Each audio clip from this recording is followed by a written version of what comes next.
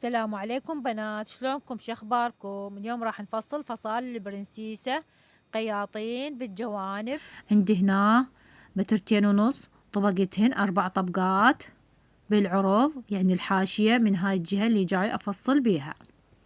مثل ما تشوفون مطبوقات 4 طبقات. هاي من هنا الحاشية راح أبدي أفصل. أول شي أجي أخذ قياس الكتف، سويته شبر وإصبعين، خليت بيه زيادة لأن راح تصير قصة، راح ينخاد من عنده، يعني راح يقل بعدين قياسه بالقصة. أنزل. هاي مثل ما تشوفون قياسه سويته تقريبا 23 سنتيم، يعني شبر وإصبعين أو أكثر شوية.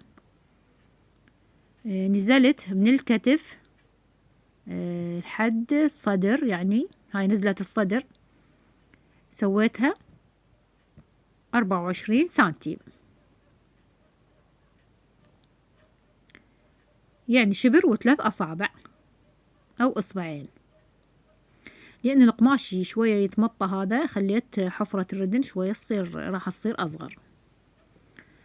عرض الصدر سويته 33 سنتيم، يعني شبر وكف وفوقه إصبعين إذا بالإيدين. هسه من هاي النقطة عرض الكتف، عرض الصدر، راح أصعد أوصلها العرض الكتف، راح تصير عندي حفرة الردن، صارت شبر و5 أصابع. وراح أنزل النوب بخط شوي شوي أطلع بيه من القماش حتى تصير عندي كلوشة. عرض الركبة 4 أصابع، يعني 8 سنتيم. وهنا عندي هاي نزلة الكتف، ميلان الكتف سويتها إصبع وطلعت بيها. هسه نجي نقص. قصيت حفرة الردن، وهنا عندي شوية تقصيرة، وراح أطلع بالقماش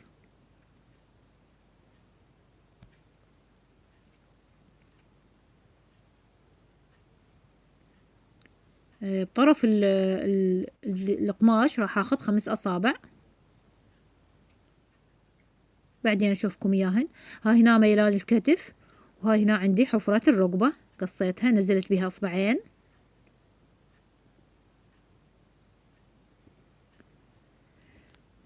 عرض الصدر صار عندي مثل ما قلت لكم 33، والقصر تقريبا 31. هسه نزلت شبر من الكتف لحد ما يعني قياس شبر، وراح أقص قصة البرنسيسة. مثل ما تشوفون بدايتها طلعت بها بالمايل، وبعدين راح أمشيها عدلة.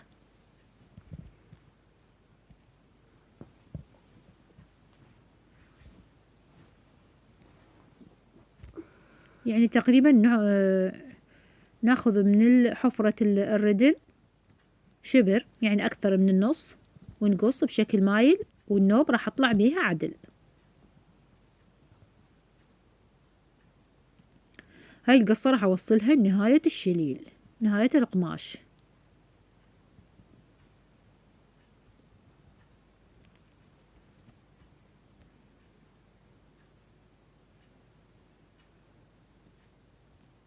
يعني هي هاي القطعتين هسه الأمامية والخلفية اثنينهن قصيتهن، يعني مو بس الأمام، مطبوقات اثنينهن وقصيتهن نفس القصة.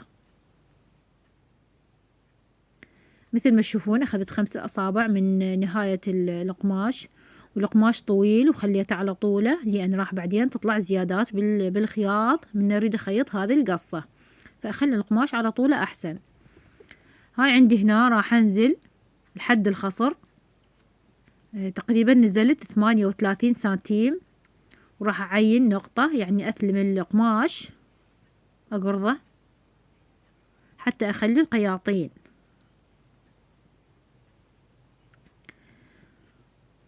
هذني عند الردان راح أفصلهن، سويتهن 3 أشبار، وخليت إصبعين زيادة لأن راح أخلي لها لاستيك. صار قياسها 62 سنتيم تقريبا أو 63. أجي أخلي نقطة بنص عرض الردن وأنزل بيها تقريبا 5 أصابع، يعني من النقطة لحد نهاية الردن.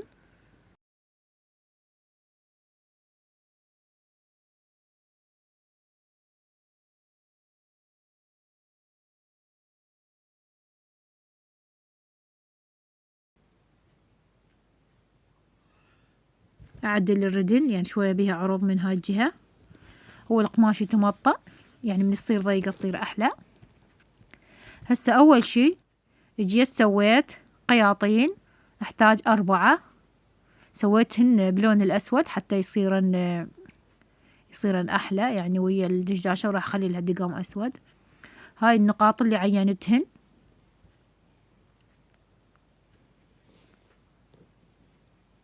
راح أخيط القصة اللي قصيتها نفسها، أخيطها يعني أرجعهن مثل ما كانن. القصات اللي قصيتهن أرجع أخيطهن، بس أخلي القياطين بالمكان اللي عينته.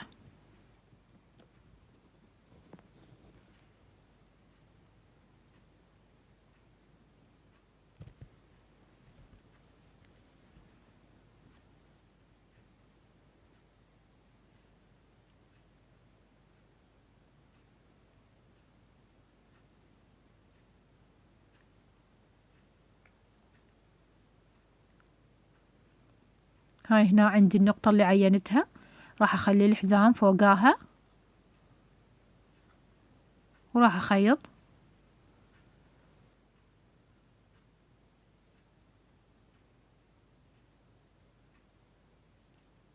راح أنزل بيها للنهاية.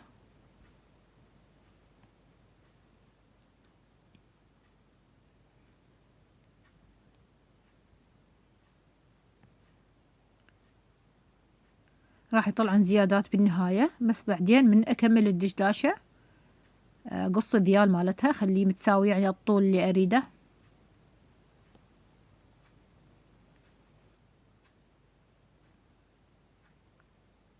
هاي الجهة الثانية.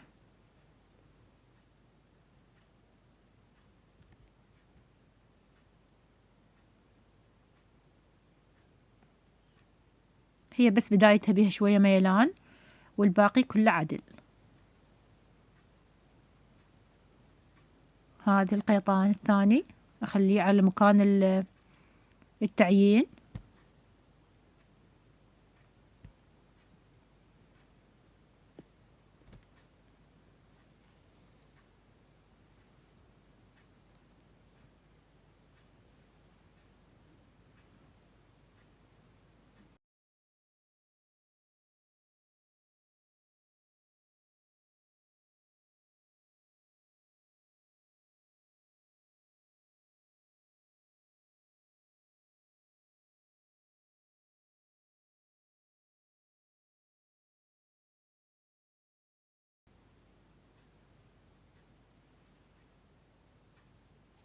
هاي عندي النوب هنا جهة الظهر، هم راح أخيطها نفس الجهة الأمامية.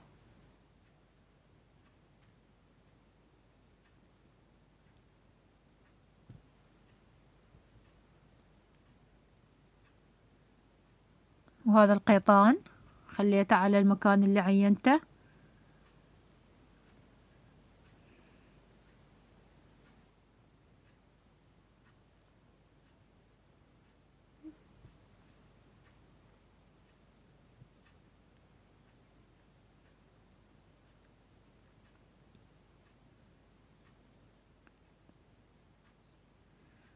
وهاي الجهة الثانية،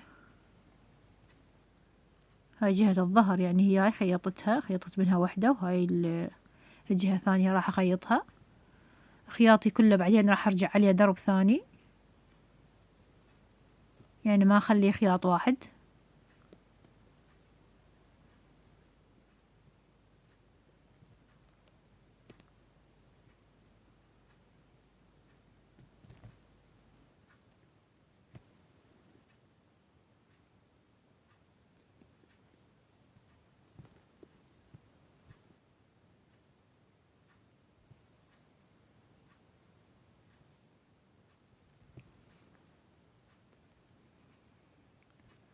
هسه كملتهن، يعني هاي جهة الأمام وجهة الظهر اثنينهن خلصن، كملتهن خياط.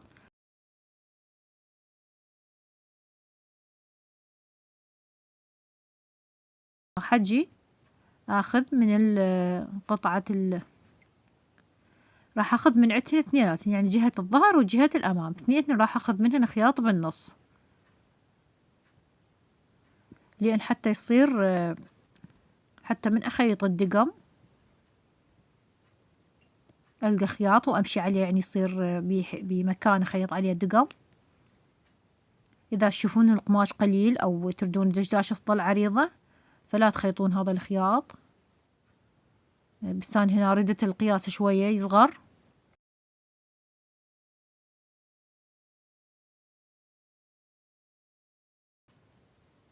عادي هي تقدرون تخلونها بغير دقم، تقدرون تخلون على الصدر أي شي، يعني قيطان قيراج ذهبي أو أي شيء.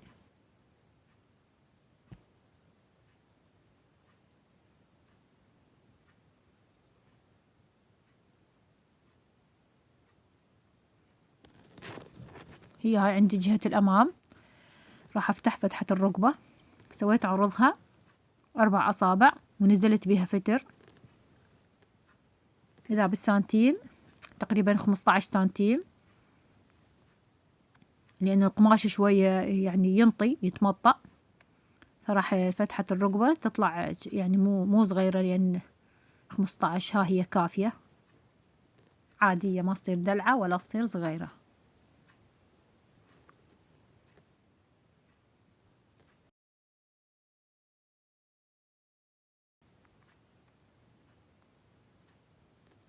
راح أسوي تغليفة للصدر،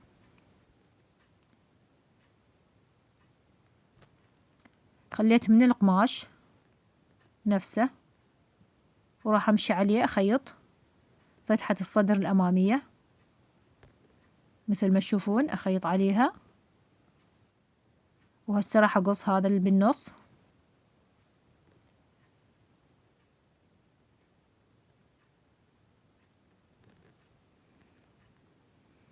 وأقرضها قرضات صغار،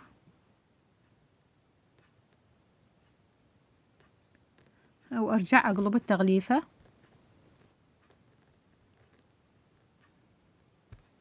وأخيط عليها درب ثاني.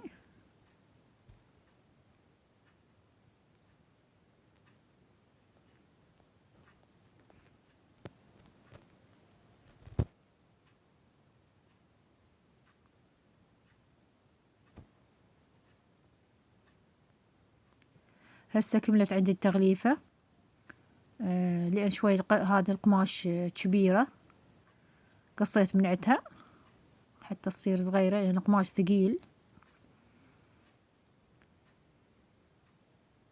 هسه راح أجيب جهة الظهر وأخليها على جهة الأمام وأخيط الأكتاف.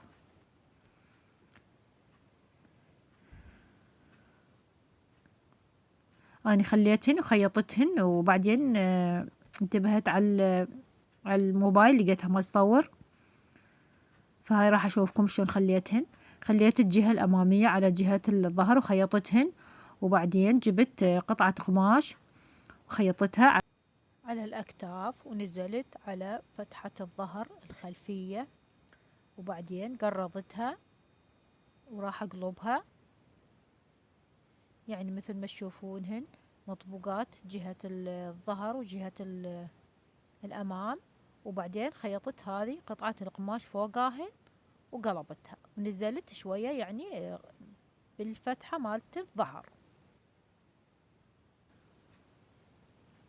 يعني تغليفة سهلة تقريبا بكل فيديو، أنا بكل فيديوهاتي سويتها أني خيطتها، يعني أي مقطع اللي راح تطبون عليه راح تلقونها مسوية تغليفة الظهر. هسه راح أقلبتها وراح أخيط عليها درب وأفتر عليها على أطرافها.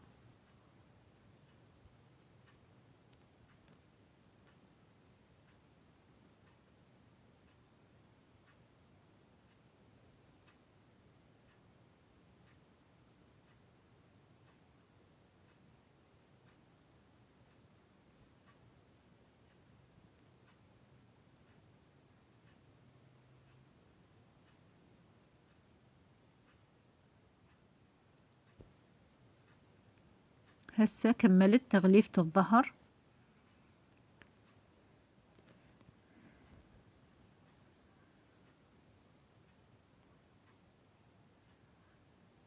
هسه راح اركب هذا الردن. راح اخيط بس وحدة، راح اركب بس وحدة، يعني الثانية راح بعدين اكملها واشوفكم الدشداشة شلون صارت.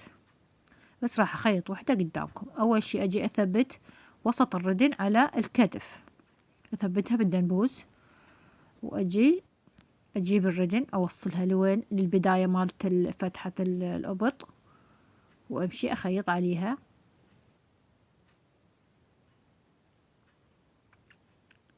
اسحب القماش يعني بالتساوي، حتى لان القماش يتمطى، فما اسحب وحدة واخلي الثانية.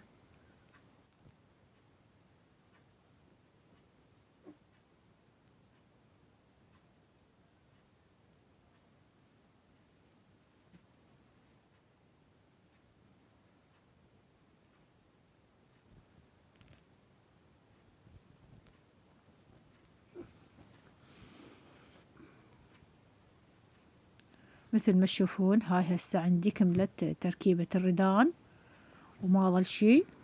راح اكف الردان واخيط الجوانب. وهسه اشوفكم الدشداشة شلون طلعت حلوة بعد ما خيطت لها دقم.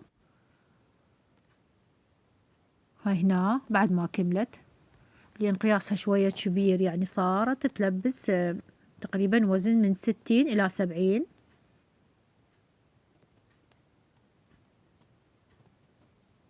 فصار قياسها كبير على الملكانة، فما طلعت